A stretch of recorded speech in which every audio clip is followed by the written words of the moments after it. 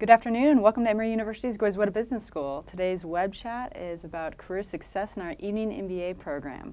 I'm Nicole Hippass, Director of Program Marketing here at Goizueta, and I will be your moderator for today. I'm joined on the panel by Joan Coonrod, who is in our Career Management Center, as well as two of our Evening MBA students, Dougie and Liza. I'll have them introduce themselves shortly, but first I want to do a little bit of housekeeping. This chat is meant to be interactive, so please submit any questions you have at any time during the chat. We will do our best to answer them on air. We also have a great team of folks behind the scenes that will be helping answer your questions as well. Thank you to those who submitted your questions when you registered. We'll go ahead and kick off the chat with a few of those. And if at any point in the chat you missed something that we said, no worries. We are recording it in its entirety, and we will send a video of the chat as well as the slides that we're showing today to you via email within the next week. So with that, I'm going to have our panelists here introduce themselves. Joan? Joan Coonrod. I am the Senior Director for the MBA Career Management Center for our working professional students, and that includes all of our Evening MBA students as well as our Executive MBA students. Hey everyone, Dougie Coffid. I'm part of the 2018 cohort. I graduated in just under a month, so very much looking forward to that. I currently work here in Atlanta for a small technology startup, but am in the process of making the transition to work for Walmart, joining their strategy and finance department. So a couple big things coming up in the next few months for me. I'm Elisa Zavala, and I'm also part of the 2018 cohort, but I finished the program last fall. I work at Delta Airlines now, and I am in their cargo division and technology focus. Well, thank you so much for joining us today. I know you're going to have some great things to share that our prospective Evening MBA students are really looking forward to. So we're going to go ahead and kick this off. Joan, the first question, I'm just going to have you talk a little bit about the career services that we offer to our Evening MBA students. Got it, yeah. And this is something we love to talk to our prospective students about. So we offer career services in a construct, and it's a construct we call the 3 C's. And that is content, coaching, and connections. So in the content area, we have a suite of professional development programs. These are really readiness programs to help students actively manage their career goals, their career progression. So for example, targeting, networking, interviewing skills, programs to build all of those skills. In the coaching area, we have a dedicated team that are available around sort of the calendar that suits working students. These are people that are working all day, going to school at night, so we make sure our service is available virtually, in person, in the evenings, possibly on Saturdays, if that's what's needed. And then the final area is connections. So we have a variety of connection events throughout the year. These are opportunities to connect either internally with the rest of the MBA. There's 5 MBA programs here at Goizueta, so a lot of connection opportunity there. And then we also have company connection events that we host throughout the year. So it's content and coaching and connections, and that's pretty much what our career service is about. All right, thanks, Joan. I'm going to go ahead and send it to you guys now. If you want to talk a little bit about how you leverage some of those content, coaching, connections during your time in the program to help kind of build upon your career goals. Sure, I'll go first. When I started the MBA program in 2015, I didn't really have any aspirations of changing jobs. I really was just coming to kind of plug a few holes that I thought I had personally from a development standpoint. But with that, I hadn't interviewed, updated a resume, or really drafted a cover letter in a very long time coming in. And when Joan was talking about some of those content things, those are easy things to forget how to do. And that was one thing that I used the coaching services for, to really kind of separate myself from the rest of the field, or at least what I thought it was the rest of the field, in applying for a lot of the positions that I was looking to leverage coming out of my MBA. Okay. For me, I came into the program thinking I was going to do a career transition, and I think It's so important to leverage everything that the MBA has to offer in the program. For me, it was a timing thing. My job was asking me to move to a different location, and the connections piece was key because now working at Delta Airlines was through a classmate of mine that got my resume in front of the right person, and then use the OCR structure, which is a program here, to be able to do all of the resume practice interviews and get myself ready to get the best chance to get the job that I have today. And OCR, for those of you out there who may be wondering, is on-campus recruiting. Mm-hmm. Right. So Joan, let's talk a little bit about the different programs, the types of programs that we offer. Yeah, so we are really excited about our working student population, and part of that is because when you're working and going to school, you have unique opportunities and sort of unique stresses, if you will, in your life. So what we try to do is get in front of students very early, and we actually have the opportunity during orientation to do an introduction to career planning to help students develop sort of their intention for their experience in the program. So we start very early with students. From there, we offer things like creating personal brand. We're big believers that anybody who is investing in an MBA program is actually managing their personal brand. And in doing so, they need to be able to articulate that both in writing in their documents as well as in talking about themselves. So we do a program in that. We have programs in networking and LinkedIn that we offer several times a year. We offer programs in sort of targeting what it is you're looking for, targeting organizations and researching those organizations, interviewing effectiveness, and things like, negotiating salary. So those are kind of the types of programs. Okay, and so layering on top of that, that really covers the content portion of what you offer. The next is really that coaching portion, and we offer personal career coaches for all of our students. Right. I'd love for you to talk a little bit about what is a personal career coach, and then I'd love to hear from you guys how you actually leverage that relationship.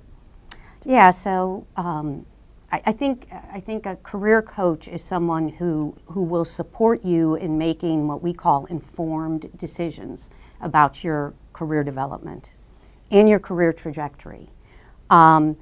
And so we, as coaches here at Goizueta, offer help with the various tools and resources that are available. Again, help with resumes, LinkedIn, cover letters, those things that are very tactical that you need to have to feel ready to approach the market and to market yourselves. I think students should expect from a career coach to really gain career confidence, insight, encouragement, and we hope a little bit of inspiration. And that's really what we try to impart to students. We especially want students to gain confidence in networking. Because as we see it, this is a lifelong skill. And it is needed throughout your professional career. So those are some of the things that we as a coaching staff really want to help students with. And do you guys want to add on how you used your career coach, what aspects of either a job search or resume building, that sort of thing, that they really helped you hone in on? Definitely. I think just kind of, again, building off what Joan said, one of the things that the career coach I worked with was really good at was asking the right questions to kind of tease out some of the things from your career. As working MBAs, we have jobs that we're doing every day, and sometimes you get kind of mired down in the mud of that and you forget some of the things that you can actually talk to other people about, and that was one of the things that was really beneficial from a career coach standpoint, is asking the questions, what's next or why, and allowing you to craft your elevator pitch. They talk about the elevator pitch a lot, and networking can often feel like speed dating, but when you're practicing it a lot, you actually start to get more comfortable, and it comes off less awkward than speed dating can be. So. Yeah, for me, it was just having the structure to guide me every step of the way. I used my career coach extensively at the time where I needed to have a quick turnaround in my career. And just going through all the structure that she offered, and specifically was the most valuable for me, was the interview practice and how to think about different types of interviews, and the STAR interview, which is situation-based type of interviewing, that they had insights as to what kinds of questions the Delta would ask. So they do have some experience and connections with company specifics, at least here in Atlanta. So she was able to guide me through how should I think about answering these questions. It's very useful. So you mentioned that you were, while in the program, went through a career transition and you used your career coach quite a bit. Yep. What was that relationship like? How accessible is your career coach? How often can you call on him or her? Yeah, she was great. I think that just going through the program, the OCR program, you have availability not just to your one-on-one career coach, but also through the workshops and just materials online. So the library was great. The librarians were really, really great just to understand, where do I position myself? How do I think about what that company offers as a competitive salary among candidates like me? What should I ask for? Very available, my career coach, through email or phone, even availability to meet on Saturdays at a coffee shop by my house. So just really, really useful tools that you have to either do a career transition or really shape to whatever you're looking for at that time. Yeah, I think I should add, and that's something we hear a lot, access to our career coaches is really very open-ended. There are no limits around the number of meetings. You don't have to be in any kind of special program except be a member of our Evening MBA program. You don't have to be in any other program. It's not unusual for us to get calls from a student, maybe a few days ahead of an interview that just popped up for them. I just, a couple weeks ago, worked with a student who called me on a Thursday afternoon, said he had an interview on Monday morning internally in his organization and was asking for help. And I was able to email him some information Thursday night, and then on Friday we were able to do via phone some interview practice for him. So that kind of accessibility is what we really want to support. Again, students who are working while they're earning their MBA, their career doesn't stop just because they're in a top MBA program. And so our accessibility is built around that sort of immediate career support that a working student needs in their life.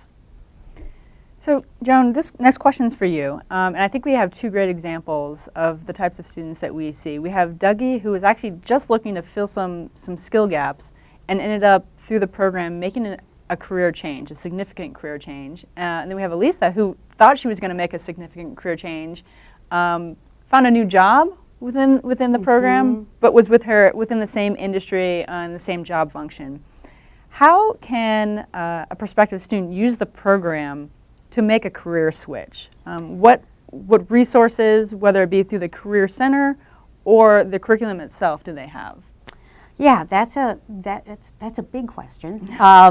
But let me see if I can break it down a little bit. When we see students coming into the program, we generally see them in three different categories.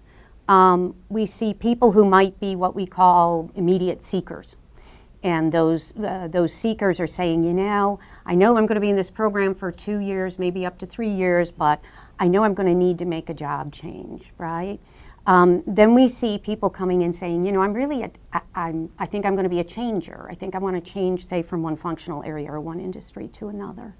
And that's where the curriculum really comes into play, because those people can take advantage of the real depth of this program, the type of academic depth that they might need to move from, say, an operational role into, say, a finance role, and really kind of move into that area. And then the other people that we see are the accelerators. These are people that are saying, you know, I really know I might be in the industry that I really, or in the functional area I want, but I know I need to broaden my platform in order to move up into those sort of MBA preferred roles. So we see a mix of that, and then we see oftentimes people come in, they came in thinking one thing and then they change to another. So I would say that the program, there's two kind of leverage points. Mm-hmm. Certainly in the CMC, we like to see people often and early. We like to make sure they have defined what it is that they want to do, that they've developed that intention and they're moving toward it. Certainly as things change during the program, we have enough programs and enough kind of support tools to help them move in the direction that they need. And then we love to see them working with their academic advisors in identifying sort of, here's where I want to build my strength. I think the key thing that in the program, one of the big platforms is just the network. And you heard someone talk about the network, and I personally have seen stories of people who have really gotten their next opportunity through the network that they formed at the school. Mm-hmm. Mm-hmm. So, Elisa, can you add on to that? Because you were someone coming in who thought, I'm ready for a new career. So you were looking at potentially changing industries or job functions. And then what happened was you found a new job, mm-hmm. but you stayed in a similar job function and a similar industry. Can you talk us through that progression? Sure. So I came in thinking that I was going to go back kind of into an entrepreneurial type role, and I was happy with my job. I learned a lot, and through timing, etc., I just saw that I wasn't ready to go back to that. And through the curriculum itself, I was able to see other opportunities that I could leverage the knowledge of the MBA into how I think about my role in a company. That doesn't have to, you have a function, but you can go beyond that. So that was really interesting to me. And then through the connections, I was able to go to Delta.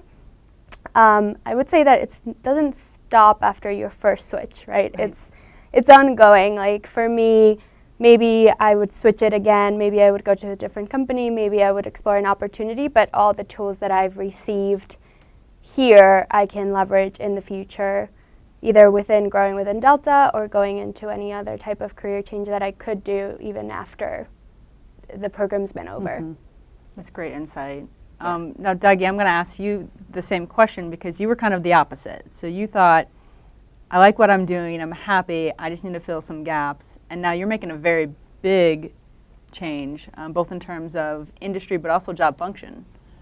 Yeah, absolutely. And one of the things Joan said earlier was that everyone goes to get their MBA for a reason. I think that's the prospective students out there, they're thinking about time and financial commitment for a couple years to do this. And whether or not you're coming to fill skills gaps or make a career change, I think it's a big commitment. And so me coming in, I really thought that this was just going to be a way for me to provide value long term in my career. And that was the real goal for me, was to set myself up for future success, and whether that was with the current company or moving on. And as I went through the program and learned things that I was really enjoying, and we're talking with the career coaches and with other students, I learned a lot about myself and started to identify a little bit more, but maybe I am ready to make a career switch. And that's when I joined the OCR program and started to really tackle the job boards and look at what was out there, and was lucky enough to find a great role at a great company in Walmart. So it was definitely not the way I planned it, but I think it's an exciting opportunity. And one of the areas that we really explore with students, and especially if they're at a large company, say, Eliza, you mentioned, making a change internally at Delta eventually. We love to work with students too, and especially if they're thinking of, say, a functional change, is if they're in a large company, oftentimes they can make that change internally with the company where they've already built their reputation. And that takes sort of the MBA and that career experience builds that functionality. So when they do eventually launch and look for the next area, they have the functional experience as well as the MBA, and it really creates a powerful combination. Mm-hmm. So, Joan, we've talked about the seekers, the changers, the accelerators. There's a lot of different paths you can take from a professional development and career perspective, and we have two great examples right here. Mm-hmm. Can you touch on some of the offerings that the Career Management Center has to offer? So, we've heard about on-campus recruiting. Can you talk a little bit more in detail about that? And then I know we have another program called ACT. ACT. Right. Mm-hmm. Advanced Career Transition. So yes, we have on-campus recruiting and advanced career transition, and both of these programs are preparation platforms. On the on-campus recruiting side, these are students who opt in during the spring before their final year of the program to go through an on-campus recruiting process. And these are companies that come on campus that recruit for very specific types of roles. And so Evening MBA students can certainly take advantage of that, and we have a number of students who do.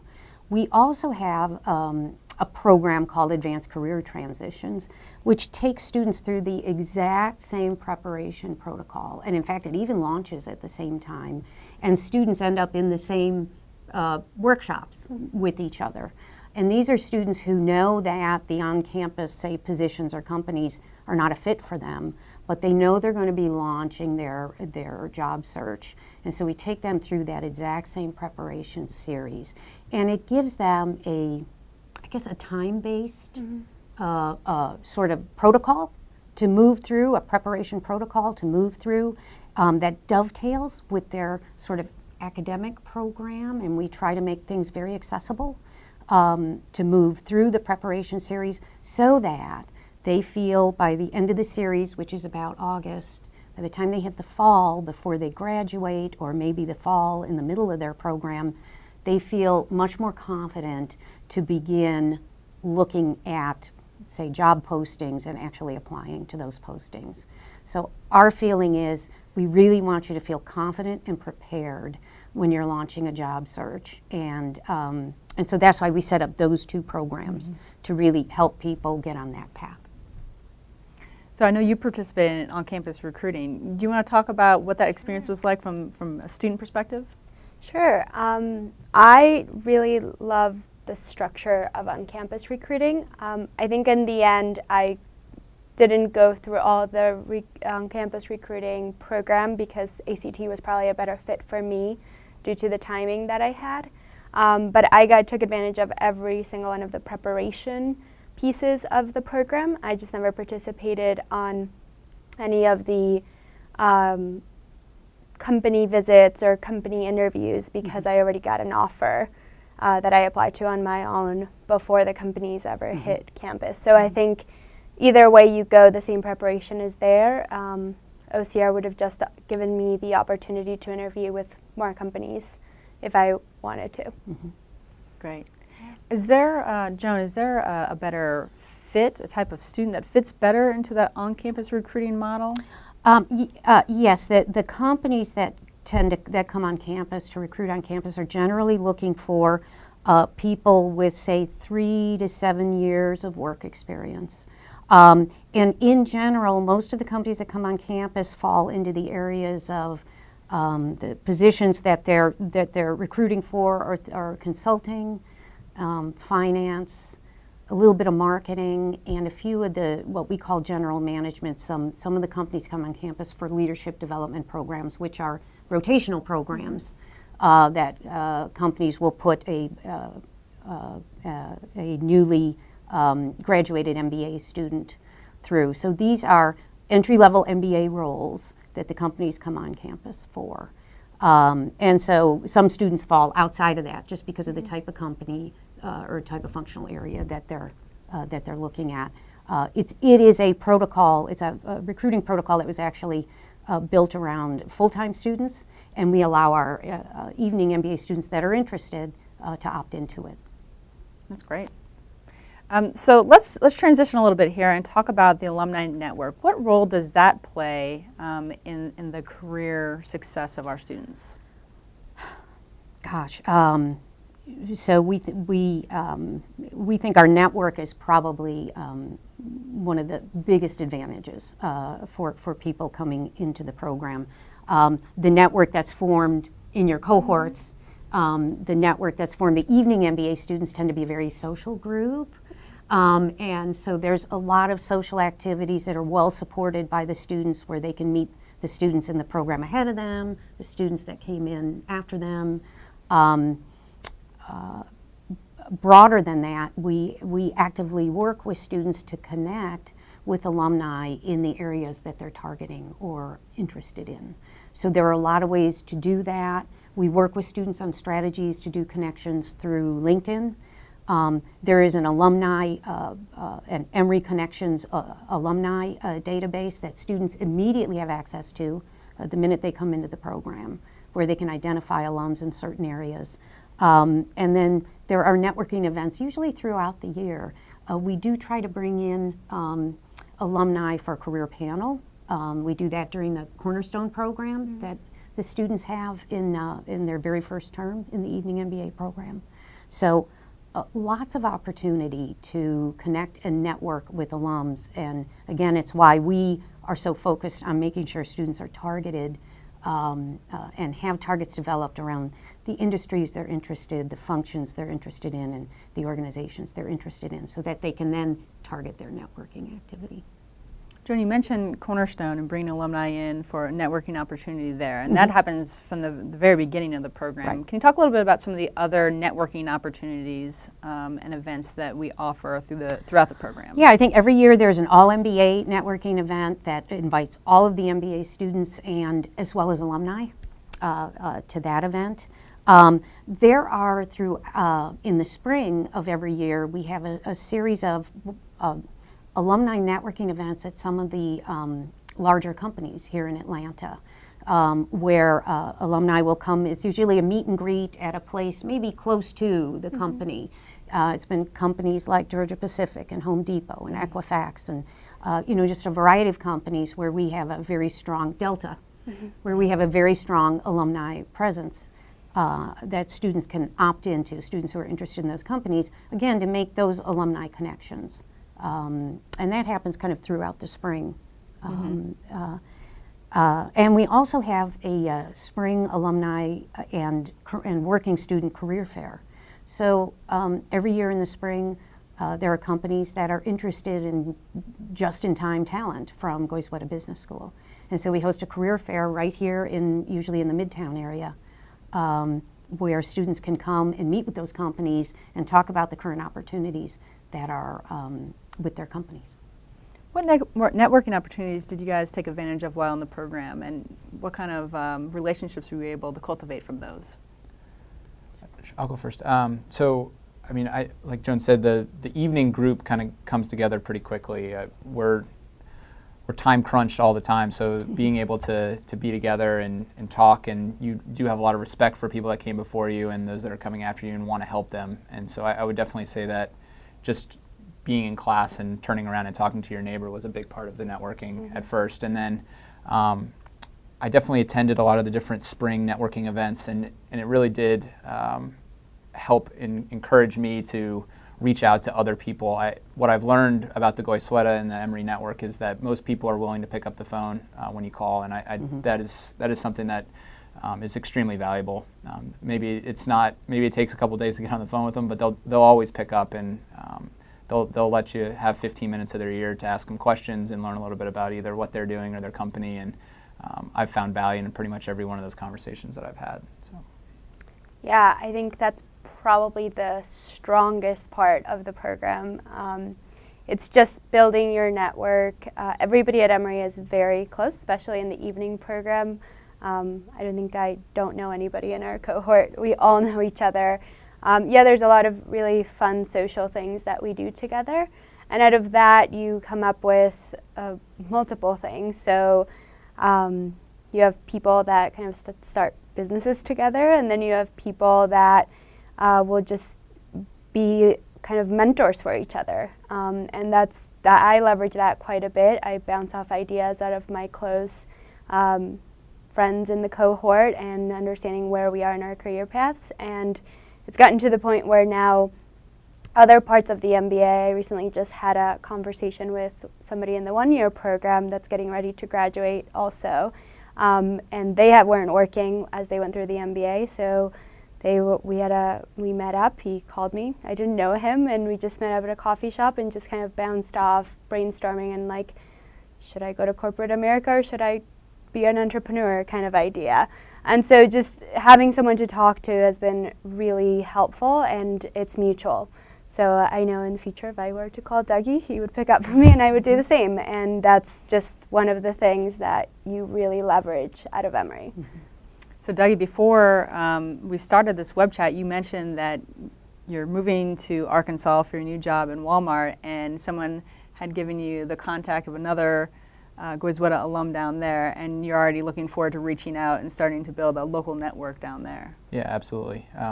It just lowers the barrier of entry a little bit, that you have that common ground of going through some of the core classes here and some of the professors, as well as just the Emory campus in Atlanta in general, especially going to a new city, not knowing anyone. It's going to be nice to have the Emory banner to talk to someone about. I think that's a great point that Dougie brings up. I think the faculty here are truly somebody that can actually also help you. You have people that actually would potentially be investors, and people that, know people that could be investors and leverage their network as well. So that has been really great to just know all of the different faculty that have their own networks that are willing to help you for whatever it is you want to do, whether it's a new job or a connection somewhere.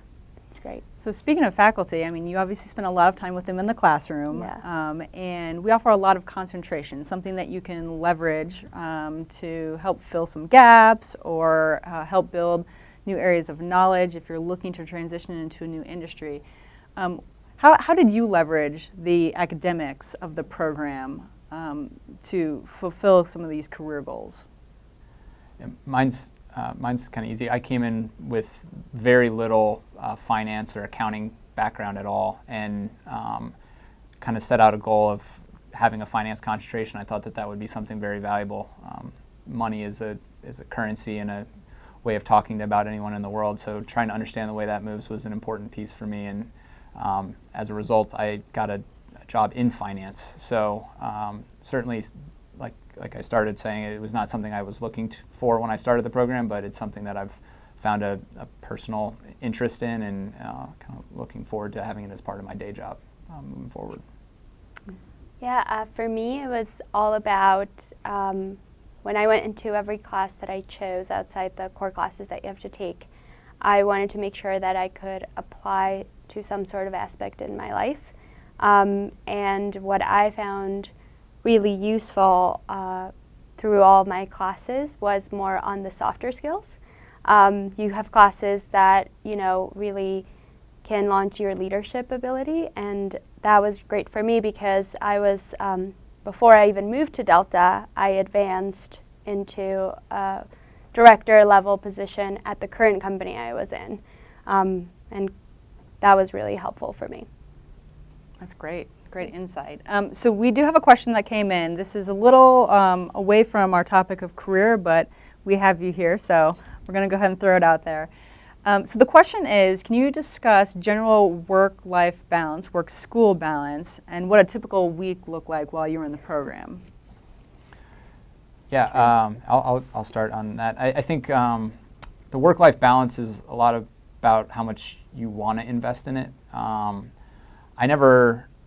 There's bad weeks and there's good weeks. I've never felt like I was drowning, and luckily a lot of the projects in the evening, you have a lot of mutual respect among your groups and among the professors, that they know that as an evening MBA student you're balancing a lot of different things, and that was one piece that I certainly recognized going through it, is I never felt like I was drowning, and I don't believe any of my friends or family felt that I was neglecting them throughout the program either. So it's certainly manageable, but also kind of input-output is if you invest a lot, then obviously a lot of your time will be dedicated to school. Yeah, for me, it was all about setting expectations with every piece of your life that you have. So as an evening student, working, how much of your time bucket does that occupy, and communicating that to your employer and family and friends. I'll say that one of the things that's really special about the evening program is because we have all that mutual respect. There, like you said, in a bad week, maybe you need to pull a little less weight than you usually do, and they're there for you.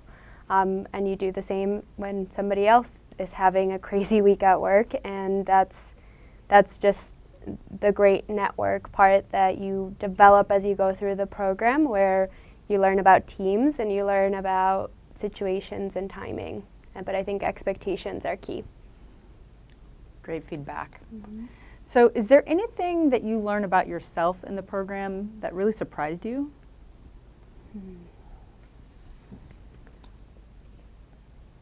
It's a deep question. I know. I don't know if there's anything that surprised me. I think it was encouraging to see so many other people that had similar ambitions and similar kind of drive that were out there trying to make themselves better. And it provides a great conversation topic as you learn more about what other people are doing. Coming from a technology background, you have people that are in banking, so obviously learned a lot about that industry. You have people in operations at large companies. So the diversity of the cohort was something that made me necessarily learn something about myself, but learn something about the industry or kind of business in general, and how I would like to see myself in the future, kind of leverage the MBA coming out of it. Yeah, I don't think I have anything that quite surprised me, and I would echo everything that Dougie said. It's more about the discovery of the path you're wanting to take with your career. I was surprised that I didn't do a career transition. It's definitely something that's not off the table, but it was just great timing, and then just being able to realize that what your plan was changes, and being flexible with that. So since everyone in the program is a working professional, everyone has a job, how important is it to have support from your employer while you're going through the program? I can take that. I think I don't think it's a deal breaker. I don't think that you can't do it without support with your employer, but I think that it helps a lot. So both in terms of like if your employer is helping you with financially, that's great. Mine did at the time. But also just them understanding that you might need to have a little bit of flexibility in the schedule. I think it depends on your circumstance of where you are on your career at that point. And I really was able to leverage leaders into a leadership position because they knew what I was getting training to do. Okay. We really encourage students to be to use sort of the mentorship that they may have built and the relationships that they've built at their current company, to let them know what's going on in the MBA program, to let them know maybe some new capabilities or new areas that they're interested in. Maybe jump into a cross-business unit project because and work with your management to say, I'd really be interested in doing this, or I'd like more insights into this other area. Can you help me find a project in that area? We find that the students who are a bit more vocal in talking about their MBA program often end up with opportunities to move that they might not have otherwise had. So we're very supportive of that, and we love working with students on kind of strategies to make themselves more visible internally and to help the MBA program feel like the benefit it is, because these students are really walking into the company with new capabilities every single day. And from a career perspective, that's a really powerful value proposition. So touching on that, I'd love to hear from you guys. What were some of the things that you were learning in class one day and then immediately able to use on the job the next? Yeah, that's easy, or maybe a little easier. I work for a company that has 5 people, so we have to learn everything. And there was a lot of things in Professor Hamilton's marketing class in terms of consumer behavior that you think about differently when you hear it from the theoretical academic standpoint, but it's even more powerful when you go see it in practice the next day. And then certainly from a accounting and finance perspective, being able to pick up some of the slack, since our company is really not focused on that, but being able to use what I was learning in class and actually being the person that had to do it the next day was certainly something that allowed me to kind of accelerate the learning. I think that experience of doing it after you learn it is something that makes it hit home. So at least for me, that was really good. That's great. Yeah. For me, it was my roles have always been around strategic project-based work. So one of the things that was really useful for me was taking quite a bit of the finance classes. That was not my background, and being able to apply that into ROI of everything we're doing. That actually was very attractive to the higher level executives, of just being able to quantify all of their investments and time and people, and that was really useful. That's great. So we're going to wrap up here just shortly, and before we do that, I wanted to throw one last question while we have you guys here. What advice would you give yourself now, looking back before you started the program, knowing what you know about the program now? Another big question. I think, like Joan said, you're building a brand, or we were building a brand coming back, and I think I would give myself the encouragement to go through the career kind of center even more than I did. Just there's such a great resource for whatever your brand is going to be, whether it is the mover, the accelerator, or just the person that's trying to kind of gain some skills. Having those experiences of learning how to advance your career are something that will be foundational or fundamental as you go forward as a working professional. So I think that would be something if I went back to before I was admitted, just saying, hey, make sure you go through that process. Mm-hmm. I would say take more classes that scare you. One of the things that I, at the beginning, realized in my electives is that I was going into things that I was more comfortable with, but some of the best classes I took in the program, and the classes that I learned the most from and got the most out of, that really made a difference in my job, were the ones that were really scary for me. And just being able to, at the end, feel that reward that you did good in the class and then it took you outside your comfort zone was probably, I wish I did more of those. Yeah, that's great advice, and actually I've heard very similar things from some other of our MBA students who kind of articulated that, this is a place to take risks because it's a very safe space to fail. And so, now's the time to do those things that scare you, to take those risks, and you'll find some pretty interesting opportunities that can come out of that. Mm-hmm. Well, thank you very much for being on the panel today. We really appreciate your time. And I hope that answered a lot of the questions that you had about being an Emory Evening MBA student and how it can impact your career. We do have 2 chats coming up, one in May and one in June that you see on the screen here. We'll be sending an email to you within the next week. It will have links to both these chats, so if you're interested, please register for those. And the email will also contain a link to a video of today's chat if you missed anything and want to rewatch it, and the slides as well. So thank you for your time, and have a good afternoon.